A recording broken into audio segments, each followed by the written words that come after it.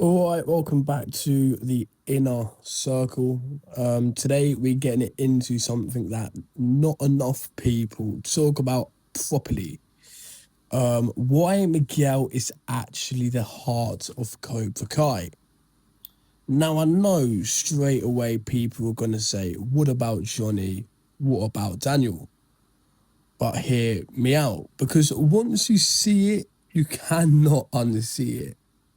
Let's go back to the beginning where Miguel starts off as this quiet, kind of awkward, shy kid. He gets bullied and he's got no confidence, and basically he's just trying to survive in school. Then he meets Johnny, and that right there, that moment changes everything. Because Miguel isn't just a student, he's the first success story of Cobra Kai's comeback.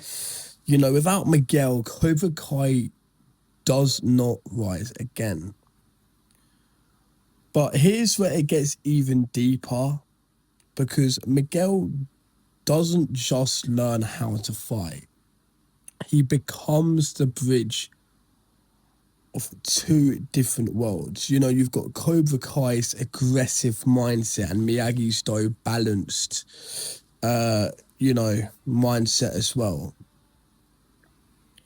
And Miguel, he sits right in the middle of it. He's not fully ruthless, but he's not weak. He has the both of, yeah, he has, the joy of both worlds. That balance is what makes him different from the other characters like Hawk and Robbie at certain times in the show. Now, let's talk about the school fight. This is a very big fight scene that I want to cover, because this is where Miguel proves who he really is. He has Robbie beat. He could have ended it right there and then, but instead he shows mercy. And what happens? He gets kicked over the railing. Then, that moment is massive, because it shows that even when Miguel tries to do the right thing, he still pays the price. And that's why people connect with him the most. He's not perfect. He makes mistakes. He struggles, and he came from nothing. But he always tries to do better and be better. And that's something a lot of characters in Cobra Kai doesn't really have. How compare that to someone like Hawk? Hawk goes full aggression. He loses himself in the fights, becomes someone completely different.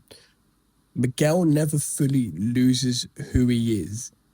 Even when he's angry, even when he's hurt, there's still that core of who he was at the start. He doesn't forget it. And let's not ignore his relationship with Johnny, because honestly, that's one of the best parts of the entire show. It's not just sensei and student, it's basically father and son. Miguel gives Johnny purpose, and Johnny helps Miguel become stronger. They basically build each other's blocks up and up and up. So when you really think about it, Miguel isn't just a main character. He's the emotional center of the whole show, the whole Cobra Kai. He represents growth, balance, and most importantly, he represents the show.